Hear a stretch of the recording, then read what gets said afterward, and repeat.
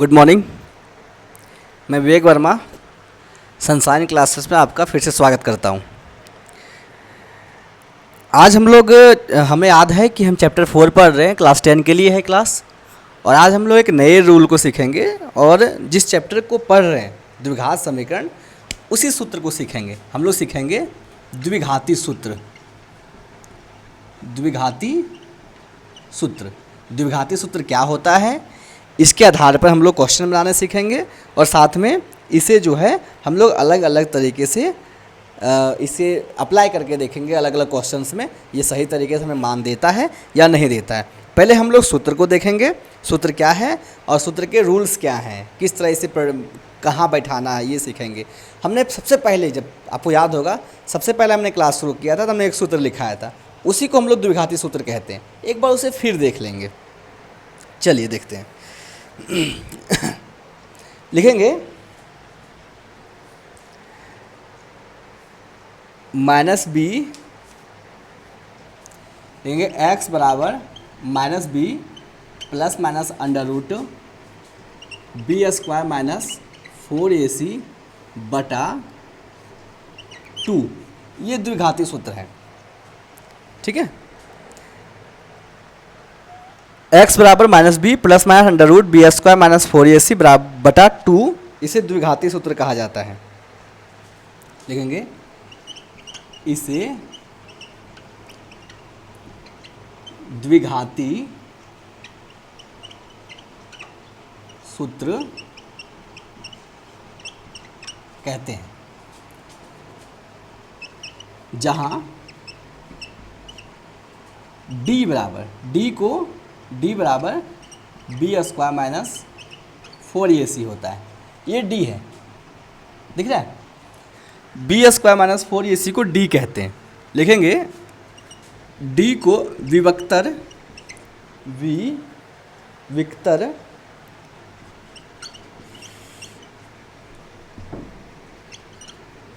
विविक्तर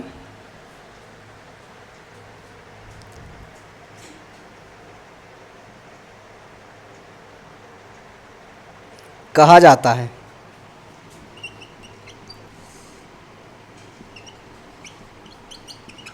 ठीक है, इस d के मान के बदौलत तय होता है कि हमारा मान निकलेगा कि या नहीं। लिखेंगे जब, पहला number, d is greater than 0। अगर d 0 से बड़ा अगर d हो, अगर 0 से बड़ा अगर d हो तो मूल असमान अथवा वास्तविक होगा। कहेंगे तो मूल वास्तविक तथा असमान होगा, ठीक है। दूसरा कंडीशन, अगर d 0 के बराबर हो जाए, अगर d जो है 0 के बराबर होगा तो मूल वास्तविक होगा लेकिन समान होगा। तो मूल वास्तविक तथा समान होगा। और तीसरा कंडीशन, अगर d इज लेस देन 0, अगर d जो है 0 से छोटा हो जाए तो मूल नहीं निकलेंगे, मूल वास्तविक नहीं होगा। मूल वास्तविक नहीं होगा।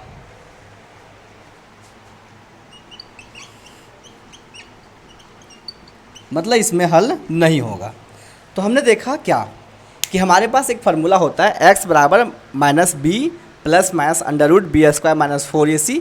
ये हमें x निकालने के लिए, मूल निकालने के लिए फार्मूला है। लेकिन इसके पहले हमें ये ज्ञात करना होगा d बराबर बी स्क्वायर माइनस 4ac होता है। अगर d का मान 0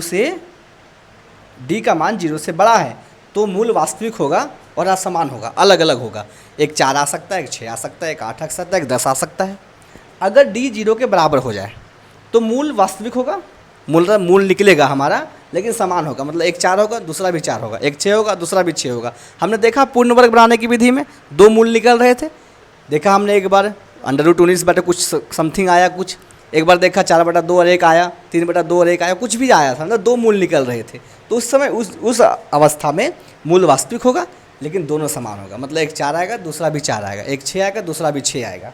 यहाँ देखिए अगर d छोटा हो जाए, 0 बड़ा हो जाए, d अगर छोटा हो जाए तो हम 0 से, तो हमें दिखेगा कि मूल वास्तविक नहीं होगा, मतलब हमारे पास मूल नहीं मिलेगा। तो इस प्रकार अगर हम इसका अगर पूरा टटोल निकालें तो हमारे लिए क्या ज़रूरत है, एक ये फार्मूला ज़रूरत है और एक ये फार्मूला ज़रूरत है। दिख रहा है? इस फार्मूले को अगर देखें हम लोग तो ऐसे भी लिख सकते हैं, x बराबर minus B plus minus under root D बटा 2a, यहाँ a है हल्का मिस्टेक सा छोटा सा, 2a होगा, ठीक है, 2a। दिख रहा है? तो minus B plus minus under root, sorry minus B plus minus under root B square minus 4ac बटा 2a, इसको हम लोग minus B plus minus under root D बटा 2a। अंडर रूट डी क्यों लिख दिए? क्योंकि d के बदले तो बी स्क्वायर माइनस 4ac है, तो इसको छोटा करने के लिए भी लिख सकते हैं। तो अब जैसे यूज करने की इच्छा करें आपको यूज करें, कोई परेशानी इसमें नहीं है। हम आसानी से इसे हम लोग बनाएंगे। हम क्वेश्चन पे से देखते हैं कि कैसे इसका उपयोग करेंगे। चलिए आगे आते हैं। आपको ये समझ में आ गया होगा?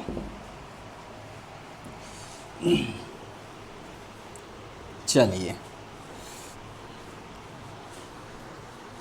एक बार हम फार्मूला को फिर से लिख लेते हैं, ठीक है, नोट करके। आपको याद रखना है क्योंकि ये बहुत ज़्यादा इंपॉर्टेंट है। x बराबर, पहले d बराबर बी स्क्वायर माइनस 4ac, ये हमारे पास फार्मूला है। d बराबर बी स्क्वायर माइनस 4ac और x बराबर minus B plus minus under root D बटा 2a, या फिर और करके ऐसे नहीं, यहाँ लिखेंगे बी स्क्वायर माइनस 4ac, या फिर और करके एक फार्मूला लिख सकते हैं x बराबर minus B plus minus under root D बटा 2a। कोई दिक्कत?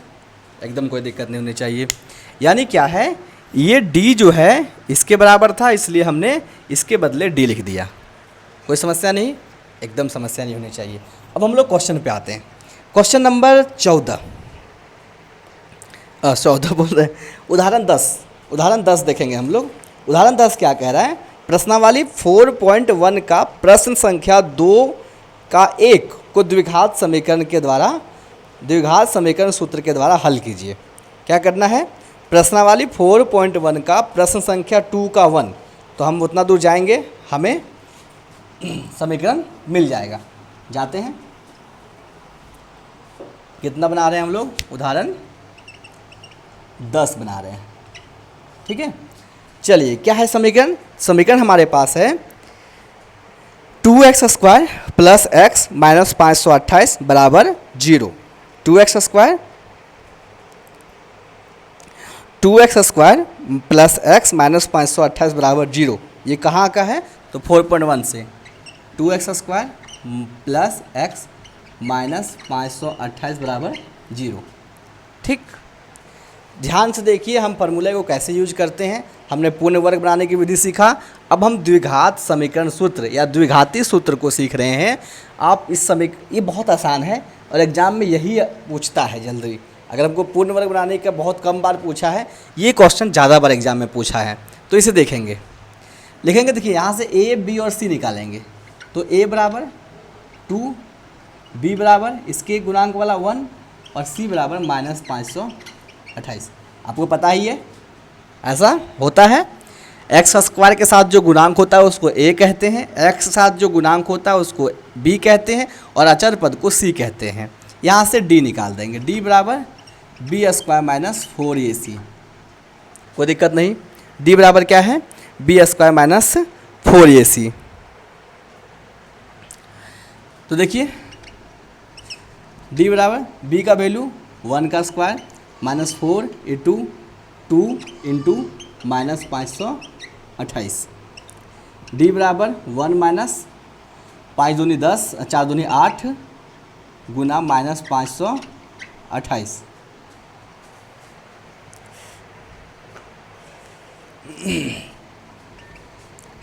d बराबर 1 माइनस माइनस प्लस हो जाएगा और 528 को अगर गुना करेंगे, 528 को गुना करेंगे अगर 8 से, तो हमारे पास आएगा 4224। 24 यानी डी बराबर 4225।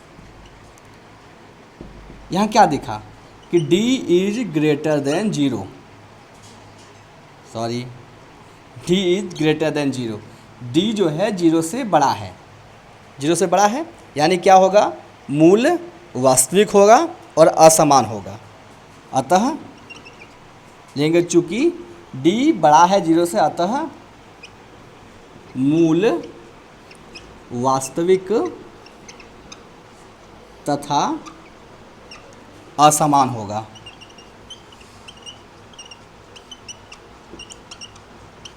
ये आपको याद रखना है। अगर यहाँ d greater than less than 0 आ जाता, d छोटा हो जाता 0 से, तो हमें क्या दिखता कि मूल वास्तविक नहीं होगा। अगर d बराबर हो जाता तो मूल समान निकलता, तो यहाँ तो मूल निकल रहा है लेकिन असमान होगा। तो हमें क्या करना है, इसके आगे बढ़ना है। अब x का वैल्यू निकालना है, तो x बराबर -b plus minus under root B square minus 4ac बटा 2a। ठीक है, चलिए आगे बढ़ते हैं। x बराबर -b प्लस माइनस b का वैल्यू क्या है, b का वैल्यू क्या है 1, तो -1 plus minus under root B square minus 4ac यानी d। तो बी स्क्वायर माइनस 4ac के बदले क्या लिख सकते हैं हम लोग, ऐसा लिख सकते हैं -b d बटा 2a। हमने बताया था कि समीकरण लिख सकते हैं। तो x बराबर -1 प्लस माइनस, अब d के बदले निकालें 4225 बटा 2 और a के बदले 2, x बराबर -1। 4225 का अगर स्क्वायर करेंगे तो हमें क्या देखने को मिलेगा, अगर हम लोग 65 गुना 65 करें तो 4225 आ जाता है। तो यहाँ प्लस माइनस 65 इंटू 65 कर सकते हैं बटा 4, x बराबर -1 प्लस माइनस 65 बटा 4। यहाँ तक कोई दिक्कत नहीं। हमने क्या किया, एक बार फिर से समझ लेते हैं। हमने क्या किया, फार्मूला लिखा। यहाँ तक तो कोई दिक्कत नहीं था। हमने फार्मूला लिखा -b plus minus under root B square minus 4ac by 2a। B square minus 4ac बराबर d होता है, पहले भी देखें। तो हमने क्या किया, एक बार और फार्मूला लिखा -b plus minus under root d बटा 2a। ठीक, अब x बराबर b के वैल्यू जगह पे 1 है, 1 बैठा दिए। d के जगह पर 4225 है, 4225 बैठा दिए, और 1 के जगह पर 2 है, 2 बैठा दिए। हमने 65 इंटू 65 किया, 4225 होता है। और हमारे पास आ गया x बराबर -1 प्लस माइनस 65 बटा 4। यहाँ से हम लोग अल्फ़ा और बीटा का वैल्यू निकाल देंगे। अल्फ़ा के लिए जोड़ते हैं और बीटा के लिए घटाते हैं, पता ही आपको।